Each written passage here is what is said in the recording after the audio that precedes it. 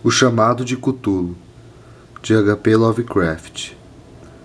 Encontrado entre os papéis do falecido Francis Wayland T. Burston, de Boston, de tais seres ou potestades superiores, pode ser concebida uma sobrevivência de um período fantasticamente remoto, onde a consciência se manifesta, talvez em vultos e formas.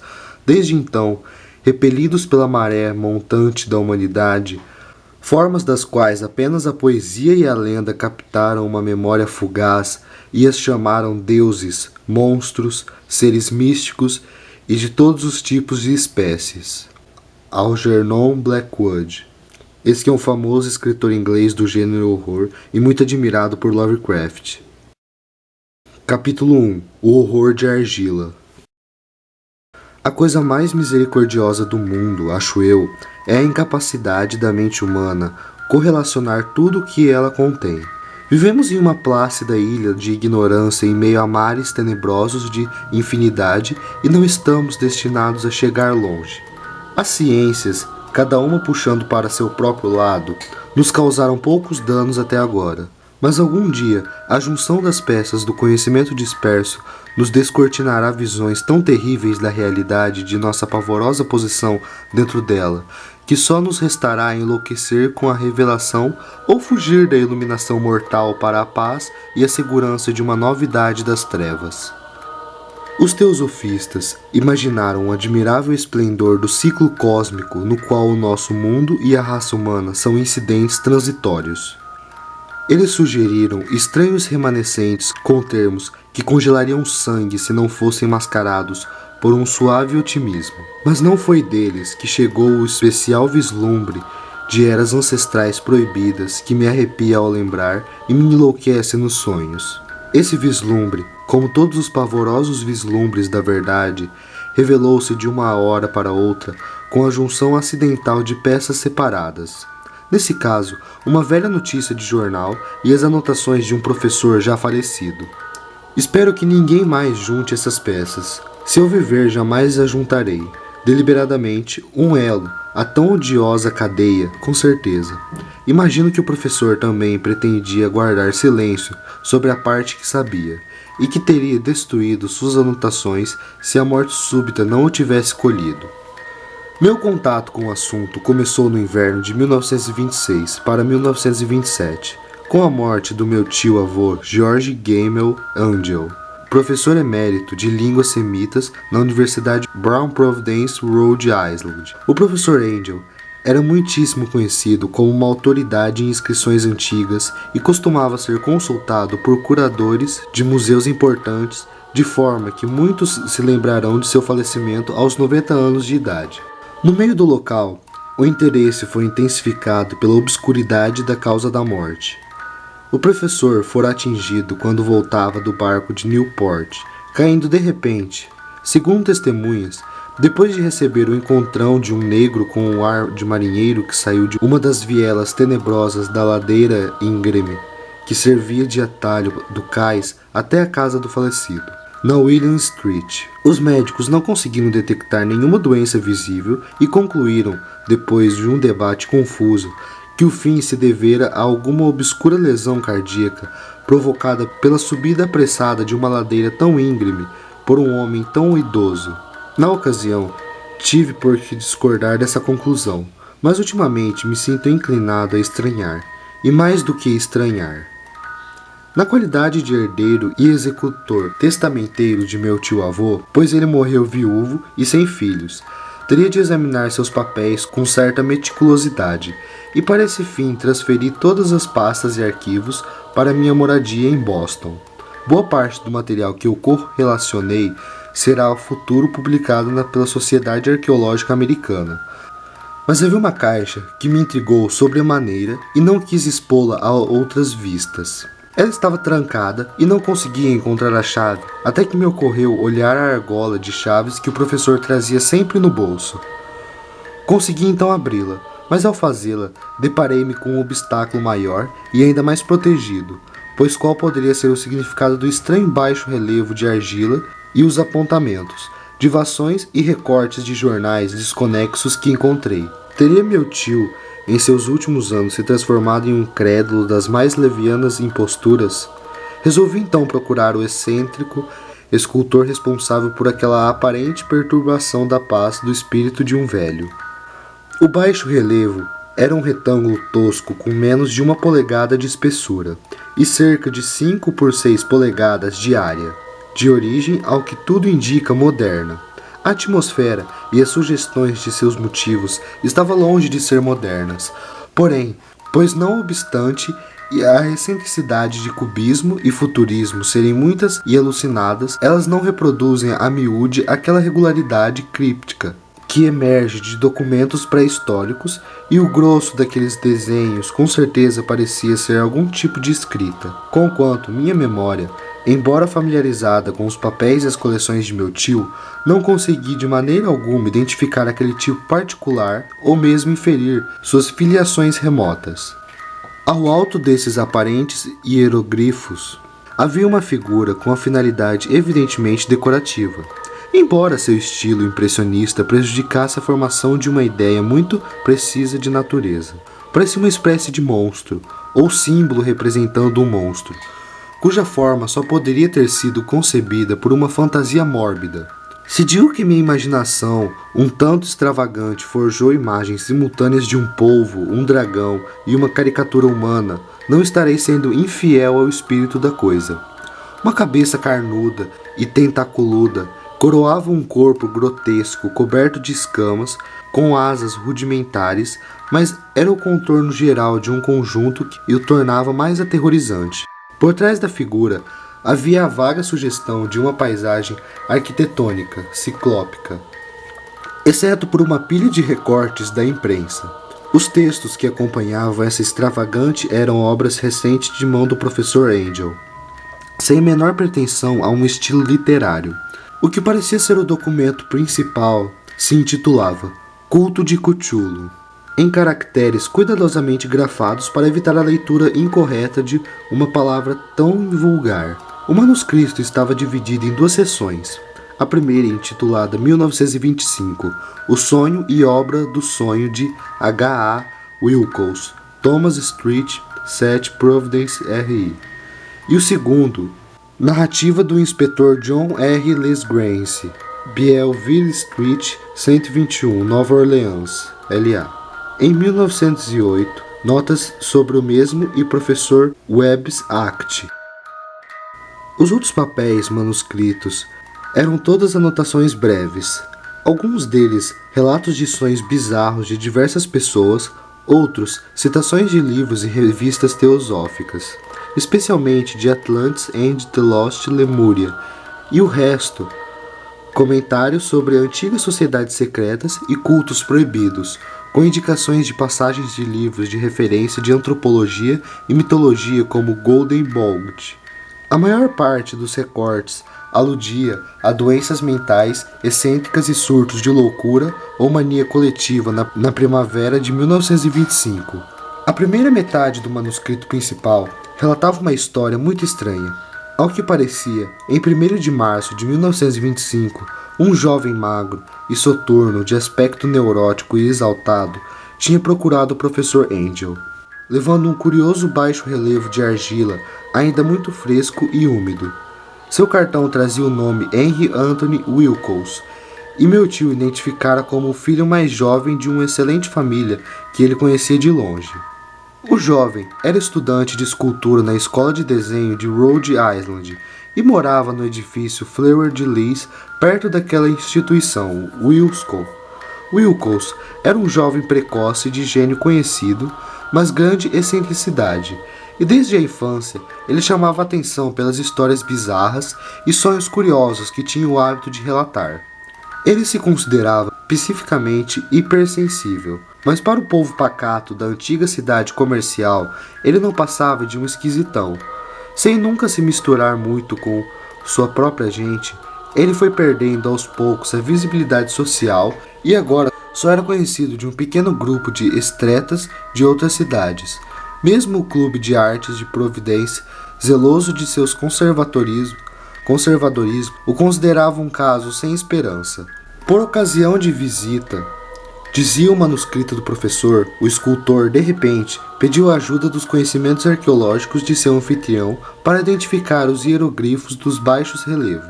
Ele falava de maneira calma, sonhadora, sugerindo uma simpatia afetada e distante, e meu tio foi um tanto ríspido na resposta, pois a condição claramente recente da tabuleta indicava afinidade com qualquer coisa, menos com arqueologia. A réplica do jovem Wilcox, que impressionou meu tio, o bastante para eles recordar-se dela e registrá-la tal qual teve um feitio poético que deve ter marcado toda a conversa e que mais tarde descobri tratar-se de uma forte característica sua. Ele disse: "É novo, de fato, visto que o fiz na noite passada em meio a um sonho com cidades estranhas, e os sonhos são mais antigos que o fervilhante Tiro, ou a contemplativa Esfinge, ou a jardinada Babilônia." Foi aí que ele começou aquele relato confuso, que de repente espicaçou memórias adormecidas e conquistou o interesse febricitante do meu tio. Tinha havido um rápido tremor de terra na noite anterior, o mais forte sentido na Nova Inglaterra em muitos anos. E a imaginação de Wilcox fora fortemente abalada, recolhendo-se ao leito. Ele teve um sonho sem precedentes com grandes cidades ciclópicas construídas com blocos titânicos e monólitos projetados para o céu, tudo exudando um linho verde e sinistro de horror latente. As paredes e pilares estavam cobertos de hieroglifos, e de algum ponto indeterminado abaixo chegava uma voz que não era voz, uma sensação caótica que somente a fantasia poderia transformar em som, mas que ele tentara transmitir com um amontoado de letras quase impronunciável. Cthulhu Ftang. Essa missórdia verbal foi a chave para a recordação que exaltou a perturbação do professor Angel. Ele interrogou o escultor com meticulosidade científica e estudou com atenção quase fanática o baixo relevo que o jovem se vira trabalhando, enregelado e vestido apenas com as roupas de dormir. Até a vigília insinuar-se em seu torpor, meu tio culpou a sua velhice, disse Wilcox mais tarde, pela lentidão com que se identificou os hieroglifos e a imagem. Muitas de suas perguntas pareciam deslocadas para o visitante, em especial as que tentavam relacioná-las com ocultos ou sociedades estranhas. E Wilcox não pôde compreender as repetidas promessas de silêncio que lhe foram feitas em troca de ser aceito em alguma ordem religiosa, mística ou pagã. Quando o professor Angel se convenceu de que o escultor ignorava mesmo qualquer culto ou sistema de sabedoria críptica, assediou o visitante com pedidos para que lhe relatasse sonhos futuros. Isso rendeu frutos regulares. Depois da primeira entrevista, registra visitas diárias do jovem durante as quais ele relatava fragmentos surpreendentes de uma imaginação noturna, cujo tema constante era alguma vista ciclópica terrível de pedra escura e gotejante, com uma voz ou inteligência subterrânea gritando monotamente através ou enigmáticos impactos sensoriais só possíveis de descrever com palavras sem sentido. Os dois sons repetidos com maior frequência são os expressos pelas letras Cthulhu e Hylia. No dia 23 de março, prosseguiu o manuscrito. Wilcox não apareceu e indagações feitas em sua moradia revelaram que, atacado por um tipo desconhecido de febre, ele fora levado para a casa de sua família na Waterman Street. Ele havia gritado durante a noite, despertando outros artistas do prédio, e havia manifestado, a partir daquele momento, condições alternadas de consequência e delírio. Meu tio telefonou incontinente para a família e dali em diante passou a acompanhar o caso de perto, telefonando muitas vezes para o consultório do Dr. Tobey na Tyler Street, o médico que estava acompanhando o caso. A mente febril do jovem, ao que parecia, estava retida em coisas estranhas, e o médico chegava a estremecer quando as mencionava. Estas incluíam não só as repetições do que eles tinham sonhado antes, mas envolviam também algo gigantesco, com milhas de altura, que andava ou se arrastava de um lado para o outro. Em nenhum momento ele descreveu essa coisa, mas expressões alucinadas, ocasionais, reproduzidas pelo Dr. Tobey, convenceram o professor de que ele deveria ser idêntica à monstruosidade inominável que ele tentara representar em sua escultura do sonho. A referência a essa coisa, acrescentou o doutor, preludiava sempre a recaída do jovem na letargia. Sua temperatura, por estranho que pareça, não subia muito acima do normal, mas seu estado geral sugeria antes uma febre genuína do que uma perturbação mental. No dia 2 de abril, por volta das 3 da tarde, todos os sintomas da doença de Wilcox desapareceram de uma hora para outra. Ele sentou-se na cama, espantado por estar em casa e sem a menor noção do que tinha acontecido em sonho ou realidade desde a noite de 22 de março. Recebendo alta do médico, voltou aos seus aposentos em 3 dias, mas deixou de prestar qualquer ajuda ao professor Angel. Todos os vestígios de sonhos estranhos tinham sumido de sua memória, e meu tio não guardou nenhum registro de seus pensamentos noturnos depois de uma semana de relatos insosos e irrevelantes sobre visões perfeitamente normais. Aqui terminava a primeira parte do manuscrito, mas referências a algumas anotações espalhadas deram-me muito a pensar, tanto, de fato, só o arraigado cetismo que marcava então a minha filosofia pode explicar a persistente aversão que senti pelo artista. As anotações em questões descreviam os sonhos de várias pessoas no mesmo período que o jovem Wilcox sofrera suas estranhas provações. Meu tio, ao que parece, criou às pressas uma vasta rede de pesquisas envolvendo quase todos os amigos a quem poderia fazer perguntas sem parecer impertinente, pedindo-lhes que ressaltassem seus sonhos noturnos e as datas de qualquer visão extraordinária do passado recente. A receptividade a seu pedido parece ter sido irregular, mas ele deve ter recebido, no mínimo, mais respostas do que uma pessoa normal poderia lhe dar sem uma secretária. Essa correspondência original não foi preservada, mas suas anotações formaram um resumo completo e realmente significativo. As pessoas comuns da sociedade e do meio comercial, o sal da terra da Nova Inglaterra tradicional, deram um retorno quase negativo, embora casos espaçosos de impressão noturnas perturbadoras, mas informes, apareceram aqui e ali, sempre entre 23 de março e 2 de abril.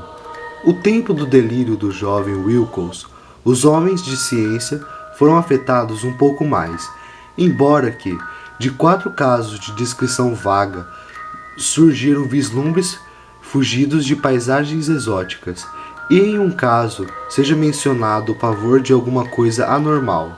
Foi dos artistas e poetas que vieram as respostas pertinentes e tenho certeza que o pânico se alastraria se eles tivessem podido comparar as anotações. Tal como aconteceu na falta das cartas originais, suspeitei que o compilador tinha feito perguntas indutivas ou editado a correspondência para corroborar o que ele estava potencialmente inclinado a ver.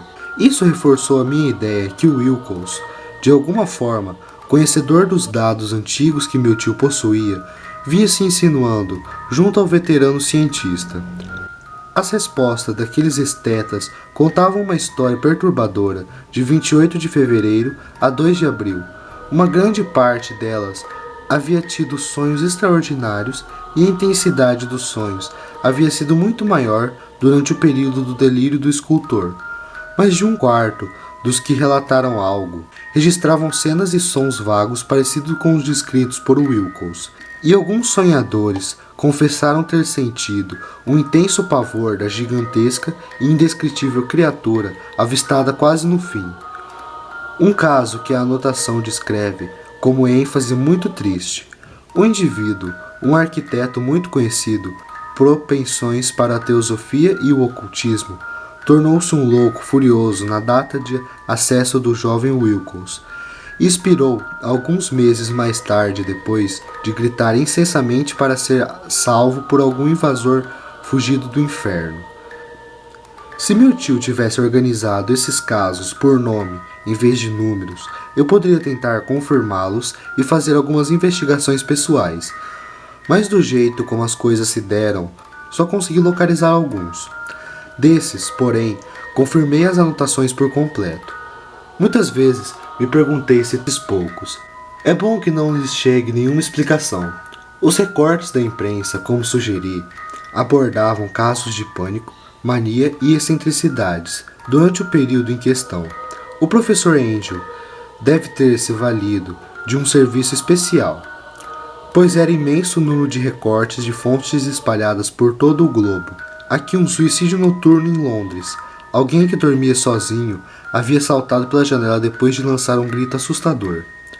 Ali, uma carta delirante ao editor de um jornal da América do Sul, onde um fanático deduz um futuro tétrico de visões que tivera.